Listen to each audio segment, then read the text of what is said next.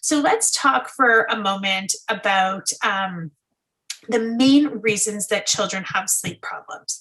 Number one, hands down, is parental presence. Parents stay with the child until they fall asleep at night, and then they wonder why they wake in the morning. If there is one message that parents could take home from this talk today, it's if there is a dependency at bedtime, meaning that if the child needs the parents to tickle their back, sing them a song, read them a book, hold their hand, or just lie beside them until they fall asleep, chances are they are going to wake in the night. Okay, so if there's any efforts to be done to eliminate children waking in the night, really ask yourselves, what am I doing at bedtime? All children, all adults wake in the night. Children ages 3 to 5 have 2 to 6 opportunities to wake in the night. That's perfectly normal and perfectly typical. For us as adults, what happens is, we roll over, we fluff our pillows.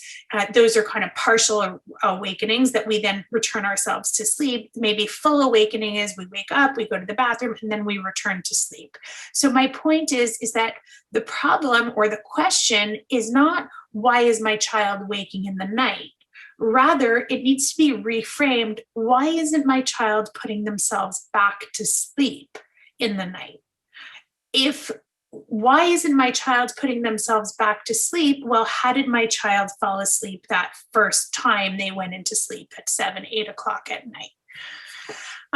So that is really the main reason children have sleep problems. Another reason is a lack of a sleep schedule, really just, no predictability, no set rhythm or routine to the day, and then as a result, no set rhythm or routine to the body. Inappropriate bedtimes. This is children going to bed overtired and children going to bed undertired. A 4-year-old with a 2-hour nap is very unlikely to fall asleep when the parents want by 8 o'clock. Whereas a 3-year-old without a nap, who is being put to bed at 10 o'clock at night, will have a very difficult time as well. Also, lack of routine. Sometimes parents have just had it by the end of the day and they sort of just want to throw their kids into the room. Parents, like I said before, children need a wind down time with their kids at that hour. Poor sleep associations. So parental presence is one sleep association. Another sleep association could be falling asleep to a TV or an iPad, falling asleep to music, and then waking and the music not being there. Certain things like that. A poor sleep environment, lighting on, noisy, and then also nighttime fears. This is a big one in children ages 3 to 5. A large percentage of children in this age range who I see have nighttime fears. Some ways to handle nighttime fears, and I don't want to get into too much specifics about it, but just sort of general overview of how to handle nighttime fears. One, to validate them, to really really understand where the child is coming from. I know that's scary, sweetie. I really do. I know that sounds like a terrible dream, or I know that you're afraid of the dark. Okay, so the acknowledgement and the validation. And then modeling. I know that you're afraid of the dark. When I was a little girl or when I was a little boy, I was afraid of the dark, and grandma or grandpa used to whatever.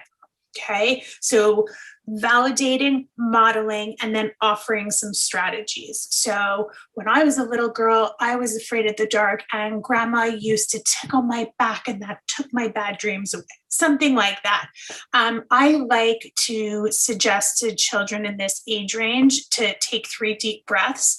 And I encourage parents to do that if there's nighttime fears, significant nighttime fears. I encourage parents to do that with children when they're cuddling with them. So 3 deep breaths in children this age would look like smell the flowers and blow out the birthday candles.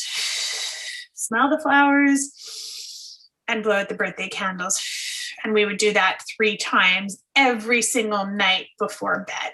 That's just one strategy. There are a number of other strategies depending on the nature of the problem. Now, how do you know if this is just sort of typical 3 to 5-year-old kind of stuff, or if it's time to call a doctor, a physician?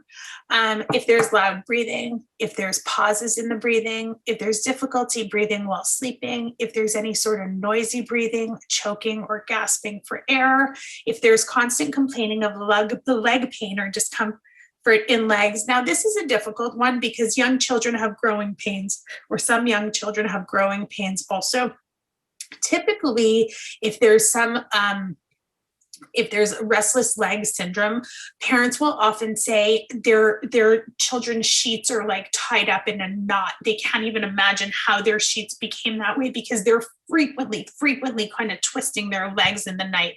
It presents itself differently from typical growing pains of childhood, and then kicking legs in a rhythmic motion while sleeping. When you say goodnight, be calm, be consistent, be firm and caring. Always allow for cuddle time.